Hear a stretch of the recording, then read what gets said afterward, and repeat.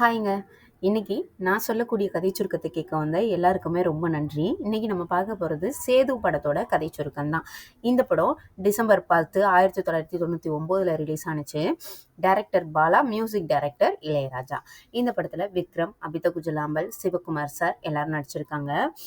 விக்ரம் சாரோட மூவினாலே ஒரு மாதிரி கொஞ்சம் டிஃப்ரெண்டான கேரக்டர் தான் அவர் சூஸ் பண்ணுவார்.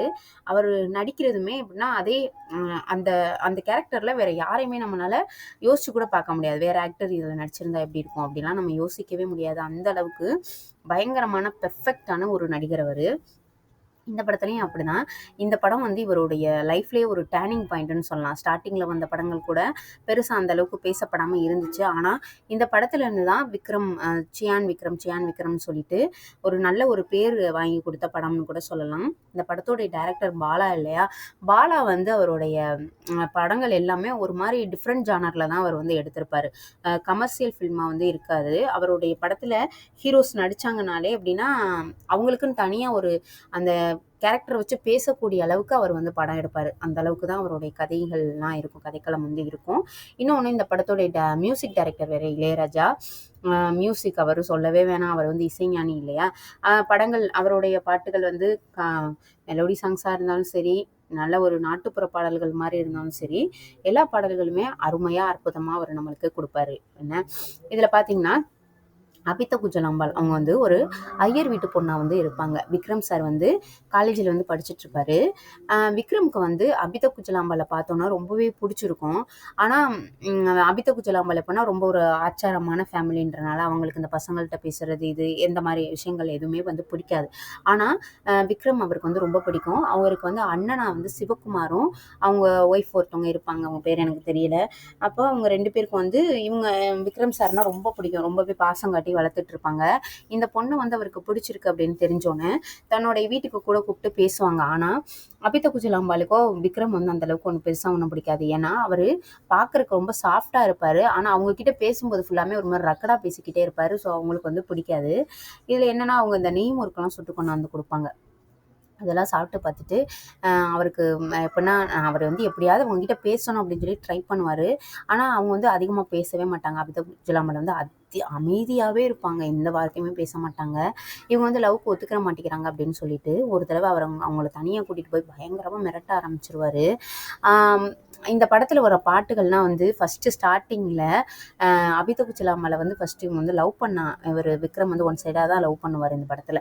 அப்போ லவ் பண்ண ஆரம்பித்தோன்னா ஒரு பாட்டு வரும், சிக்காத சிட்டொன்று கையில் வந்தா நிற்காம பாட்டு வரும் அப்படின்னு. பாட்டு கேட்குறக்கு சூப்பராக இருக்கும். விக்ரம் சாருக்கும் இந்த பாட்டு கரெக்டாக சூட்டாக இருக்கும். அவர் அதிகமாக டான்ஸ்லாம் பெருசாக ஒன்றும் ஸ்டெப்ஸ்லாம் போட மாட்டார். ஆனால் அவர் கொடுக்குற ரியாக்ஷன்லாம் சாங்ஸ்க்கு வந்து கரெக்டாக செட் ஆயிரும். அவர் சும்மா அப்படி கை கை கை காலாட்டுறதா இருக்கட்டும், சும்மா அப்படி மேலேருந்து குதிக்கிறதா இருக்கட்டும், அது எல்லாமே அவருடைய பாட்டுகளுக்கு கரெக்டாக செட் ஆயிரும். ஏன்னா அவருக்கு டான்ஸ் ஸ்டெப்புக்கு என்ன வருமோ அதுக்கேற்ற மாதிரி தானே கொரியோகிராஃபி பண்ணுவாங்க. நல்லாவும் அமைஞ்சிருக்கும். இதில் பார்த்தீங்கன்னா அபிதா குஜலாம்பாளை கூட்டிகிட்டு போய் மிரட்டுவார் அப்படிலாம் சொல்லியிருக்கேன் இல்லையா. அதனாலேயே சுத்தமாக அவங்களுக்கு வந்து பிடிக்காது. ஆனால் இவர் வந்து நீ வந்து என்னை தான் கல்யாணம் பண்ணிக்கணும், ஏன் உனக்கு வந்து என் மேலே லவ் வர மாட்டேங்குது அப்படிலாம் வந்து சொல்லுவார். இதில் என்னன்னு பார்த்தீங்கன்னா, சில ரவுடி கும்பல்ஸ் வந்து இவங்க ரெண்டு பேர் தனியாக போயிட்டு பேசிகிட்டு இருக்கும்போது வந்துடுவாங்க. அப்போ பார்த்தீங்கன்னா இவரை தூக்கி ஒரு செவத்தில் ஒரு கல்லில் போய் முட்டிடுவாங்க. முட்டினல இவருக்கு தலையில் வந்து ப்ராப்ளம் ஆயிரும். இவருக்கு ஒரு மாதிரி மனநல பாதிக்கப்பட்டவராக ஆயிடுவார். இந்த படத்தோடைய ஹைலைட்டே இதுதான். ஹீரோ வந்து மனநல பாதிக்கப்பட்டது மாதிரி ஒரு ஸ்டோரி தான் இது. அப்போ இவரை வந்து கொண்டு போய் இந்த பைத்திய ஆஸ்பத்திரின்னு சொல்லுவாங்க இல்லையா, அந்த இடத்துல வந்து கட்டி போட்டுருவாங்க. மனநல காப்பகம் அதில் வந்து மனநல காப்பகத்தில் வந்து கட்டி போட்டுருவாங்க.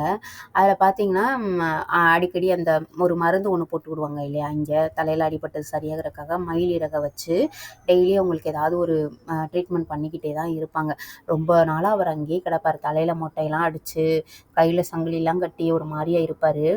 அப்போ அபிதா குஜலாம்பாளுக்கு வந்து விக்ரம் நம்மளால தான் இப்படி ஆயிட்டான் அப்படின்ற மாதிரி ஒரு ஃபீல் இருக்கும் அவங்களுக்குள்ள. ரெண்டு பேரும் இவங்கள்ட்ட பேசுறதுக்காக தானே தனியாக கூட்டிகிட்டு போயிருப்பாரு. ஸோ என்ன ஆயிரும் பார்த்தீங்கன்னா, சரி பார்க்குறக்காக போவோம் அப்படின்னு சொல்லிட்டு போவாங்க. இவங்களுக்கு வந்து கல்யாண ஏற்பாடு வந்து வீட்டில் பண்ணுவாங்க. ஆனால் இவங்களுக்கு வந்து வேற யாரையும் கல்யாணம் பண்ணிக்க விருப்பம் இல்லாமல் அபிதா குஜலாம்பாள் வந்துட்டு விக்ரமை பார்க்குறக்காக அந்த பைத்தியக்கார ஆஸ்பத்திரிக்கு வந்து போவாங்க. போயிருக்கையில் பார்த்தீங்கன்னா இவர் வந்து இந்த பக்கத்து திரும்பிக்கிட்டு உட்காந்துக்கிட்டு இருப்பாரு. அப்போ இவங்க வந்தது வந்து தெரியாம இருக்கும். பார்த்தீங்கன்னா, இவங்க வந்து பார்த்துட்டு இப்படி இருக்காரேன்னு சொல்லிட்டு பார்த்துட்டு அழுதுகிட்டே இவங்க வந்து போயிருவாங்க.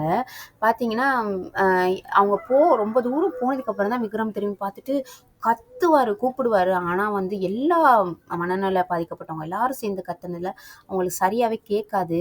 திரும்பி பார்த்துட்டு பேசாம போயிருவாங்க. என்ன ஆயிரும் பார்த்தீங்கன்னா, வீட்டுக்கு போனோனே, தன்னால தான் இப்படி ஆயிட்டாரு அப்படின்னு சொல்லிட்டு அவங்க சூசைட் பண்ணிப்பாங்க. அவங்க இப்படி வந்துட்டு போயிட்டாங்க, நம்மள பார்க்கறதுக்கு தானே வந்தாங்கன்னு விக்ரம் வேகமா அந்த சங்கிலியோடலாம் அத்துக்கிட்டு ஓடுவாரு. போய் பார்க்கும்போது, அவங்க இறந்து போய் அந்த டெட் பாடி வச்சிருப்பாங்கல்ல அவங்க வீட்டுக்கு வெளியில, அத பார்த்தோன்னே திருப்பி அதே பைத்தியம் மாரி ஆகி ரிட்டர்ன் மறுபடியும் அதே மனநல காப்பகத்துக்கு போயிருவாரு. அந்த மாரி இந்த படத்த வந்து முடிச்சிருப்பாங்க. பார்க்கறக்கு ரொம்பவே அ கஷ்டமா இருக்கும் நம்மளுக்கு. வந்தவங்கள இவரு பார்க்கலையே! இப்படி ஆயிருச்சே! அப்படின்னு நம்மளுக்கு தோணும். ஆனா, விக்ரம் சாரோட நடிப்பு வந்து வேற யாருமே அந்த இடத்துல இணையே குடுக்க முடியாத அளவுக்கு நடிப்புன்னு தான் நம்ம சொல்லணும். எல்லா படத்துலயுமே அப்படிதாங்க. அவர் வந்து கமர்ஷியல் ஃபில்மா இருந்தாலும் சரி, இந்த மாதிரி கொஞ்சம் டிஃபரண்டான ஜானரா இருந்தாலும், அவருடைய நடிப்புக்கு ஈடு இணை வேற எதுவுமே கிடையாது.